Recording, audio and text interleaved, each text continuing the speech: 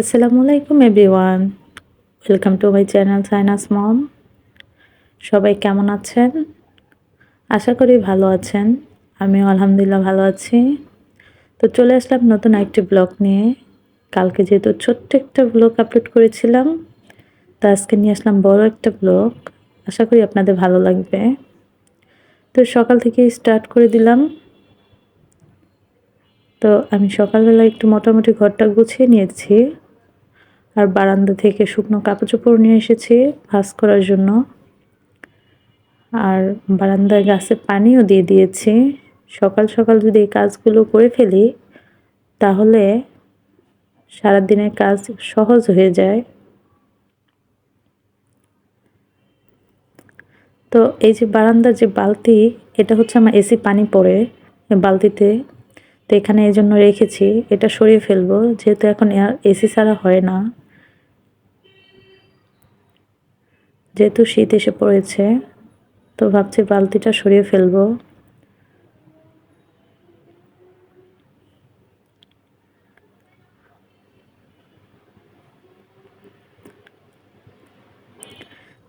যাই হোক, এই যে সকালবেলা বারান্দায় এসে দেখলাম যে এই যে ফুলগুলো আরো বেশি ফুটেছে আমার গাছে। তো চলে গেলাম ঘরে। ঘরের কাজ কিছুটা আছে, সেটা গুছিয়ে নেব রান্নার আগে। এই যে শুকনো কাপড় চোপড়গুলো ভাঁজ করে নেব।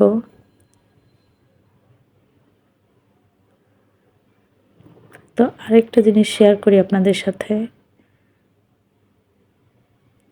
এই যে ড্রেসিং টেবিলে আমার আগে এত কসমেটিক থাকতো আয়না হওয়ার আগে, তো এখন আর কিছুই ঠিক থাকে না। আসলে মেয়ে বাবুরা সাজুগুজু করতে খুবই পছন্দ করে। তো আমার মেয়েও সেরকম। তো সে সাজুগুজু করে আর আমার সাজুগুজু জিনিস কমে যায়।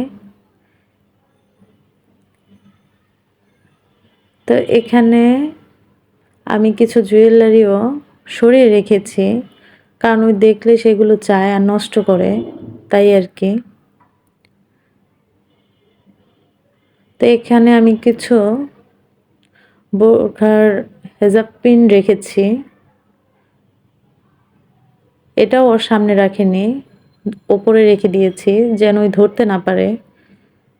এগুলো সরিয়ে না রাখলে হয় কি, বাচ্চাদের কাছে রাখলেও ক্ষতি, তাই এখানেই আমি রেখে দিই এগুলো।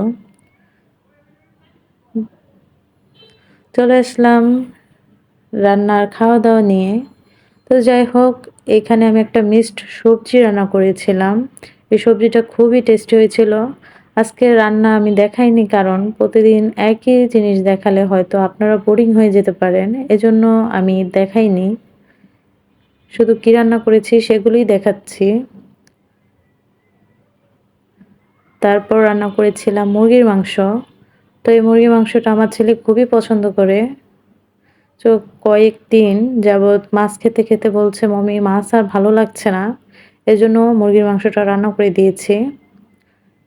আর আমার জন্য করেছি ইলিশ মাছ ভাজা। যেহেতু আমার এই মুরগির মাংস ততটা পছন্দ না, এজন্য আমার জন্য ইলিশ মাছ ভাজা করেছি। আর ছেলে আর ওর বাবা খাবে হচ্ছে মুরগির মাংস। আর সাথে ছিল একটা মিক্সড সবজি। আর পাশাপাশি আমি আপনার ভাইয়ের ভাতের বাটিটাও রেডি করে নিয়েছি।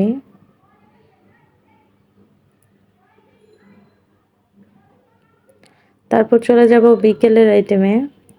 তো আমার ছেলে বলছিল যে মমি একটু ফ্রেঞ্চ ফ্রাই করে দাও, ফ্রেঞ্চ ফ্রাই খাবো। কোচিং থেকে আসার পর খুব বায়না করছিল, তো আমি ভাবলাম আচ্ছা ঠিক আছে করে দিই। বাসায় ছোট ছোট আলুগুলো ছিল, এর চেয়ে বড় ছিল না, বড়গুলোই এগুলো আমি বেছে নিয়েছি ছোটগুলোর থেকে। তারপরে এগুলো আমি এখন কেটে নেব।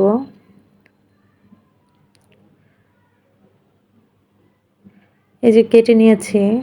তো আমি ভালো মতো দেখাতে পারিনি, আয়না খুলেছিল, মোবাইল ধরে আমি দেখাতে চাচ্ছিলাম যে কিভাবে আমি কেটেছি। তো ভালো মতো দেখাতে পারিনি, খুলেছিল, তাই মোবাইল ধরতেও সমস্যা হয়েছে আর কি। যাই হোক, আপনি একটু কষ্ট করে দেখে নেবেন। এগুলো আমি একটু ঠান্ডা পানি দিয়ে লবণ দিয়ে প্রায় আধা ঘন্টার মতো ভিজিয়ে রেখেছিলাম। তারপর আমি এগুলো ভাজবো আর কি। তো এটা ঠান্ডা পানিতে লবণ দিয়ে আধা ঘন্টা ভিজিয়ে রাখলে হয় কি আলুগুলো সফট হয়ে যায় আর ভাজার পর ক্রিস্পি থাকে।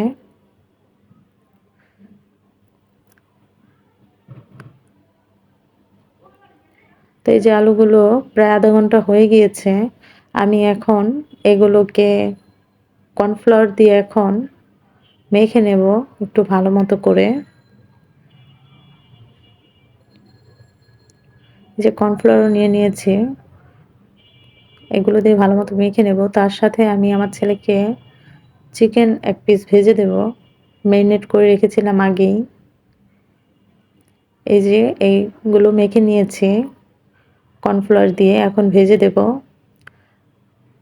আর এগুলো ডুবো তেলে ভাজলে ক্রিস্পিটা ভালো থাকে, কেউ অল্প তেলে ভাজবেন না, তাহলে ক্রিস্পিটা অতটা থাকে না। তো ভাজার পর কতটা ক্রিস্পি ছিল আমি হয়তো আপনাদের আওয়াজটা শোনাতে পারিনি, দেখাতে পারলেও, কারণ এটা আমি অরিজিনাল সাউন্ডটা দিলে হয়তো আমার চ্যানেলে সমস্যা হতো। সাথে যেহেতু টিভি দেখছিল কার্টুন, তো ওই সাউন্ড শোনা গেলে আমার চ্যানেলে সমস্যা হতো, তাই বোঝাতে পারিনি এটার সাউন্ডটা। এটা কতটা ক্রিস্পি হয়েছিল আর খুবই টেস্টি হয়েছিল। তো আমি বাচ্চাকে সার্ভ করে দেব আর কি, আমার ছেলেকে। এই যে সুন্দর করে সার্ভ করে দিলাম। আসলে কি যে জিনিস দেখতে সুন্দর সেই জিনিস খেতেও খুব টেস্টি লাগে।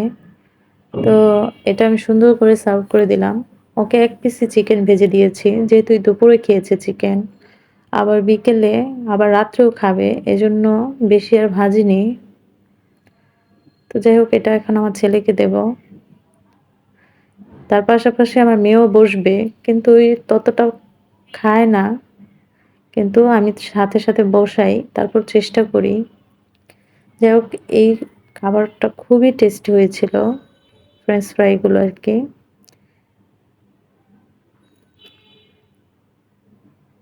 এই যে আমার মেয়েও বলছে খুব টেস্টি, খুব টেস্টি, খুব টেস্টি হয়েছে সে বলছে। আসলে সে ওই কিন্তু অতটা খায় না, এই ভাইয়ের দেখা দেখি বসে আর কি, এতটুকুই, জাস্ট, আর কিছুই না।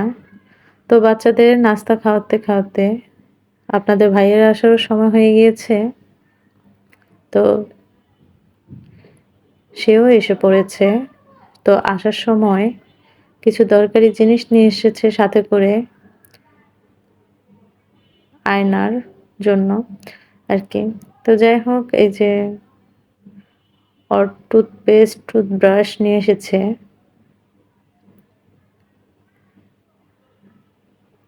এই ব্রাশটা খুবই সফট ছিল, বাচ্চাদের জন্য খুবই ভালো। আপনাদের যদি বেবি থাকে তাহলে এটা ট্রাই করতে পারেন নিয়ে, এটা খুবই ভালো ছিল। আর সাথে ছিল ডায়পার, যেটা আমার বেবির প্রতিদিনই লাগে, দরকারি। আর আপনার ভাইয়া আসার সময় কলা নিয়ে এসেছিল। এই কলাগুলো এত মজা ছিল, এত পাকা ছিল এই কলাগুলো, যে ধরার আগেই যে খুলে খুলে যাচ্ছিল। যেগুলো খুলে গিয়েছে অলরেডি আমার ছেলে মেয়ে খেয়ে ফেলেছে ভিডিও করার আগেই। যাই হোক, বাচ্চারা এরকমই।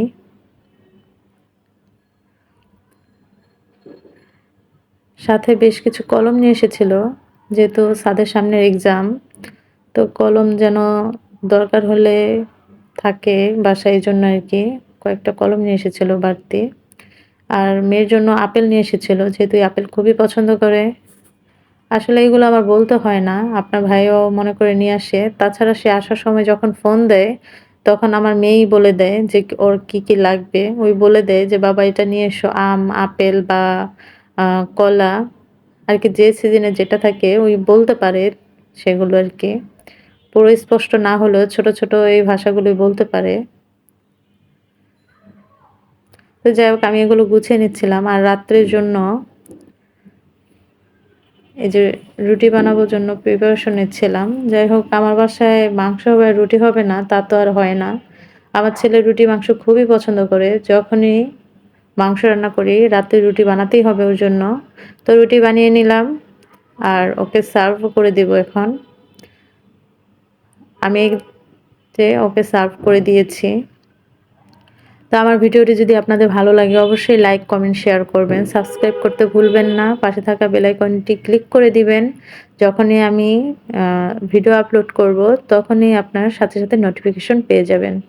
তো আজকের মতো এ পর্যন্তই। আল্লাহ হাফেজ।